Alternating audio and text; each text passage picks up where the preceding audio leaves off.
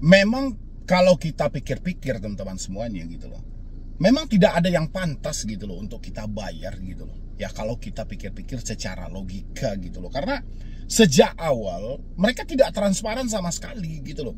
Berapa pinjaman, berapa yang akan kita terima, berapa beban bunga yang akan kita bayarkan gitu loh. Kita taunya setelah dana cair.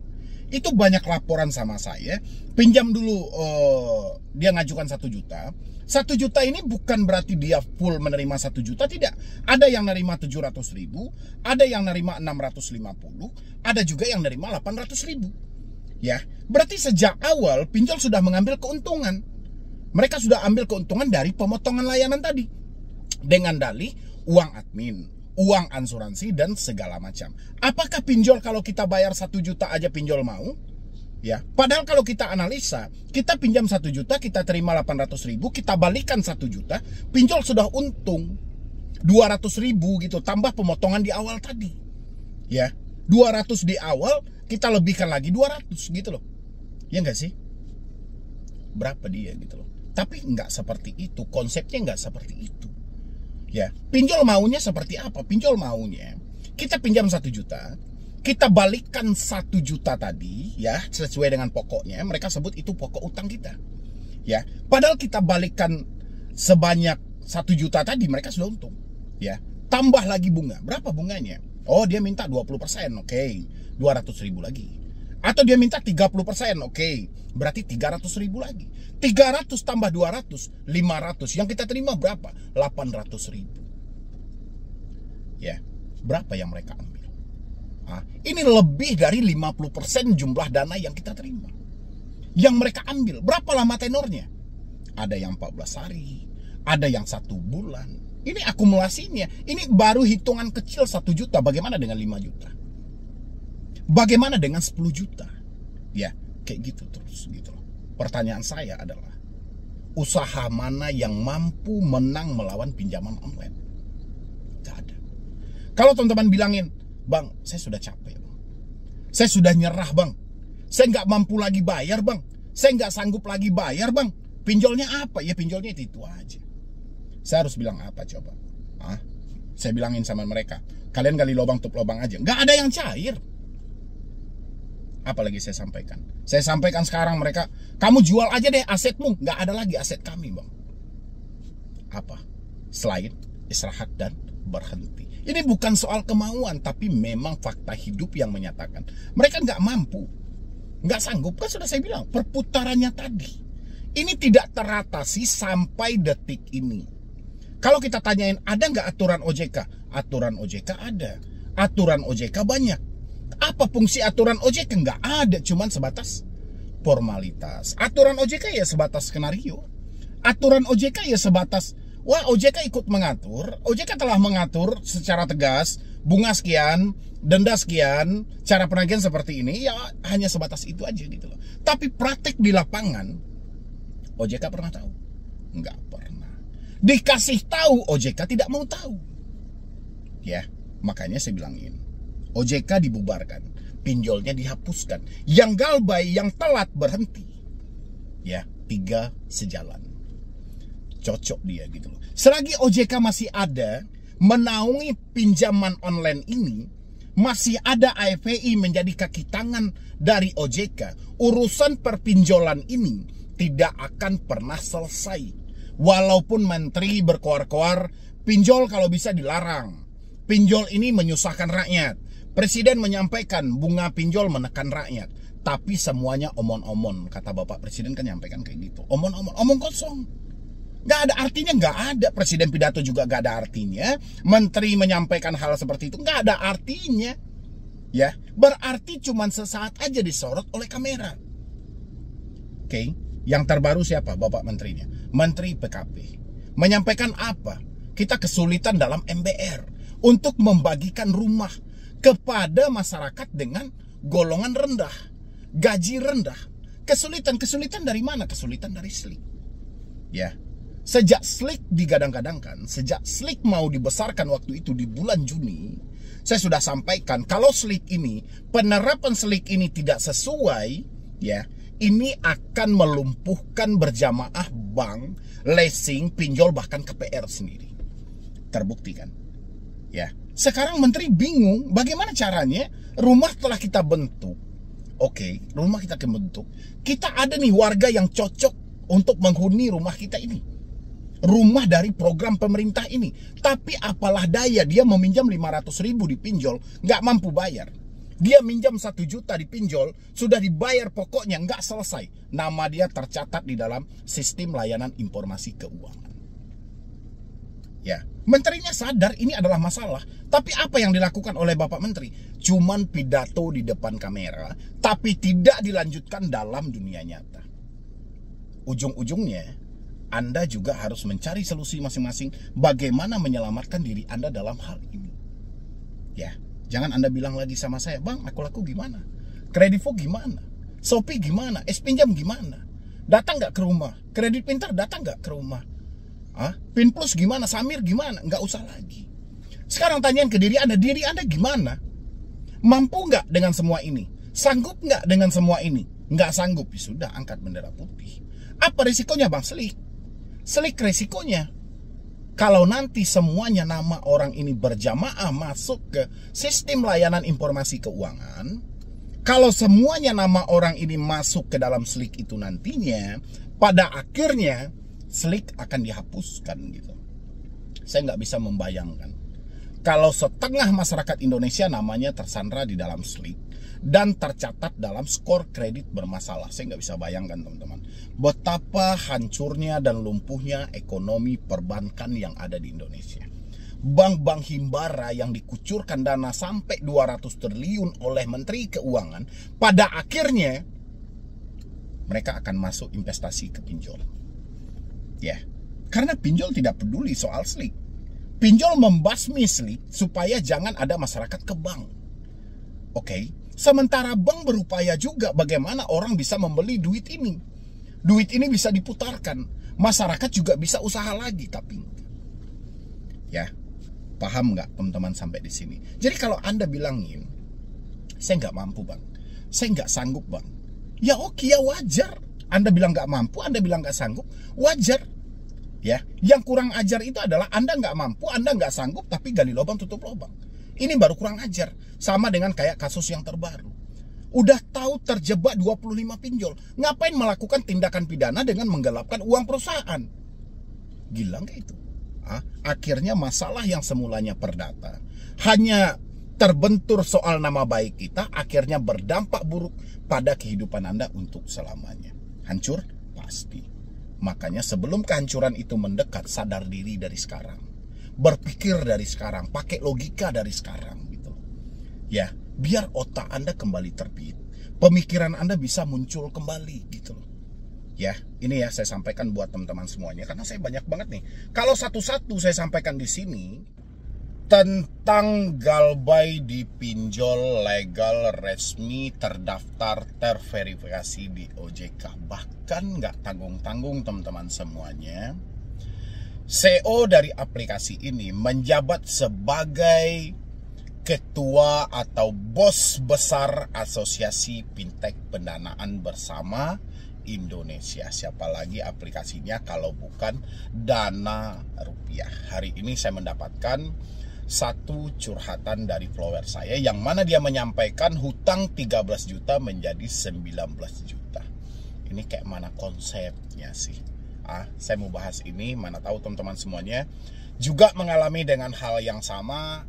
Anda mungkin juga mendapatkan dengan hal-hal yang seperti yang saya sampaikan. Terkadang tidak ada terjadi kesepakatan di awal, tidak dijelaskan secara transparan, tidak ada akuntabel, tiba-tiba 10 juta menjadi 15, 10 juta menjadi 20, ya bukan sekelas Dana Rupiah aja. Mana tahu ada aplikasi-aplikasi lain yang juga melakukan dengan hal yang sama. boleh isi di dalam kolom komentar teman-teman semuanya. Isi di dalam kolom komentar, nanti Anda akan menemukan jawabannya ketika video ini sudah saya bahas. Tapi sebelumnya seperti biasa, yang belum mensupport channel ini boleh disupport dulu, boleh didukung dulu, karena satu supportan dari Anda menjadikan channel ini makin berkembang dan saya makin semangat lagi memberikan motivasi dan edukasi. Silakan. Oke. Saya selalu mendengar perkataan dari Bapak Presiden kita, Bapak Prabowo, itu masih terngiang-ngiang di dalam pemikiran saya, di telinga saya itu terngiang-ngiang. Jangan sampai masyarakat kita terjebak dengan rentenir bunga besar, apa namanya itu? Pinjol kayak gitulah ya, bahasa ya seperti logat dari Bapak Prabowo, karena beliau dari militer juga, logatnya kan cukup keras dan tegas juga ya. Beliau menyampaikan dengan hal itu, jangan tekan lagi rakyat kita gitu loh. Habis itu saya juga ingat di tahun 2021 Bapak Jokowi waktu itu menjabat sebagai Presiden RI juga menyampaikan, saya dengar banyak masyarakat kecil, masyarakat bawah ditekan dengan bunga tinggi dari pinjaman online. Jadi pihak kepolisian tolong dibenahi dan segala macam. Oke. Dan hal itu tidak teratasi sampai detik ini, walaupun sudah berganti presiden. Kenyataannya teman-teman, coba lihat di sebelah saya ini. Selamat malam Bang. Oke, ini mungkin malam hari dia DM saya ya. Saya izin bertanya. Saya galbay di Dana Rupiah baru 7 hari. Oke, ini bukan kategori galbay ya. Ini telat bayar di Dana Rupiah 7 hari. Oke, telat bayar Dana Rupiah 7 hari. Oke. Tapi aku udah nggak sanggup bayar lagi. Pokok pinjaman saya 13 juta. Sedangkan dengan bunganya total 19 juta rupiah. Wow. Berapa itu? 13, 19. Berarti berselisih antara pokok dengan yang sekarang 6 juta. 6 juta dari 13 juta. Oke. 13 juta kita bagi 2 berarti dapat 6,5 kalau 50%-nya ya. 6,5. Ini sekitaran 45% bunga yang diterapkan. Oke. 13 juta ini apakah full dia menerima 13 juta? Coba jawab dulu teman-teman semuanya. Biasanya dengan hal-hal seperti ini, full nggak Anda nerima 13 juta? Coba isi di dalam kolom komentar. Ketemu nggak dia dengan hitungan bunga 0,2 atau 0,3 per hari? Berapa panjang tenornya? Ya, karena dia kalau diakumulasikan untuk totalan sebulan, 2 bulan, ini nilainya akan besar loh. Ya kan? Karena mereka menghitungnya per hari. Silahkan teman-teman jumlahkan. Oke? Apakah aku nggak bayar nama saya di OJK rusak? Pasti. Kalau kamu tidak melakukan pembayaran, bahkan kamu telat aja hari ini, itu rankingmu di dalam slip, di dalam sistem layanan informasi keuangan, rankingmu akan turun. Ya, bisa jadi semula kamu ranking 1, dikategorikan nilainya bagus, dikategorikan kamu layak mendapatkan pinjaman buat kedepannya. Karena ada sedikit keterlambatan menjelang 7 hari, bahkan sampai kamu tidak melakukan pembayaran, itu rankingnya akan turun, bahkan kamu akan di blacklist. Ya, jadi nanti untuk bank-bank berikutnya atau kamu mengajukan pinjaman di berikutnya, itu akan penuh dengan pertimbangan matang. Ya. Habis itu lagi di sini, gimana solusi yang tepat Bang agar data saya bisa diamankan? Solusi yang paling tepat untuk saya hari ini saya sampaikan buat Anda adalah Anda bekerja dan berusaha. Kalau Anda bilang data saya bisa diamankan dalam konsep apa? Kamu meminjam di pinjol, dengar baik-baik ya, kamu meminjam di pinjol, dananya cair, dananya tidak cair, SMS sampah dari pinjol ilegal itu masuk. Ya, walaupun yang kamu pinjam itu adalah pinjol legal, yang kamu pinjam pinjol resmi, tapi SMS sampah itu masuk ke handphonemu. Ya, sekarang amankan data yang seperti apa? Amankan data yang seperti apa? Dan saya tanya lagi, selama 7 hari kamu mengalami keterlambatan, apa yang terjadi? Apakah sudah ada orderan fiktif? Apakah sudah ada pengancaman? Apakah sudah terjadi penyebaran data? Atau sudah mendatangkan debt collector ke rumah? Silahkan isi di dalam kolom komentar. Tapi sejauh hal itu tidak terjadi, soal aman-amankan data, soal hentikan penyebaran data, soal penghapusan data, tidak perlu dan tidak penting untuk kamu cari tahu. Ya, tanamkan dalam pemikiran teman-teman semuanya. Jangan sampai Anda terjebak dalam pemikiran yang tidak sehat, yang pada akhirnya akan merugikan diri Anda lebih parah lagi daripada hari ini. Ya, soal aman-amankan data itu nggak ada. Oke, ini mereka sekelasnya legal. Mereka tidak boleh melakukan penyebaran data, mereka tidak boleh melakukan intimidasi, mereka tidak boleh melakukan pengancaman, mereka tidak boleh menghubungi di luar si konsumen, mereka tidak boleh mendatangi di luar dari alamat domisili konsumen. Ya, sudah saya bilangin di awal tadi. Sudah saya sampaikan di awal teman-teman semuanya gitu loh. Bahwasannya Dana Rupiah ini CEO-nya bos besar ya Asosiasi Fintech Pendanaan Bersama Indonesia. Anda ingat nggak bulan Juni kemarin? Afi menyampaikan gerakan galbay pinjol, ajakan galbay pinjol akan kita pidanakan, akan kita penjara. Itu bos ya, Afi namanya, CEO dari Dana Rupiah ya.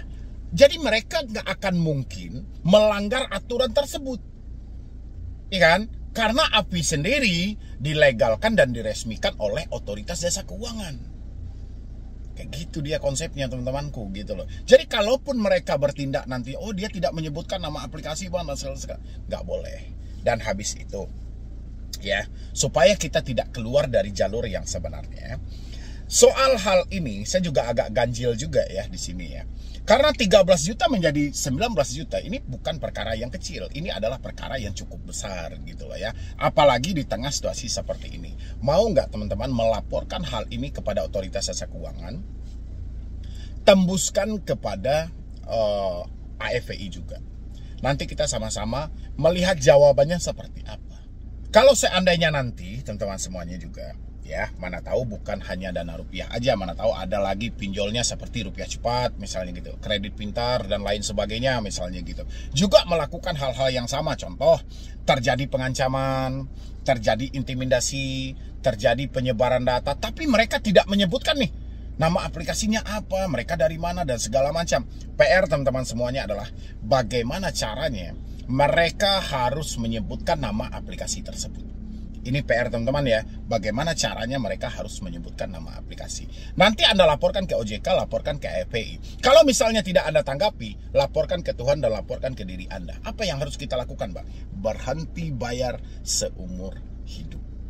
Kalau terbukti mereka melakukan pelanggaran tidak sesuai dengan aturan yang berlaku.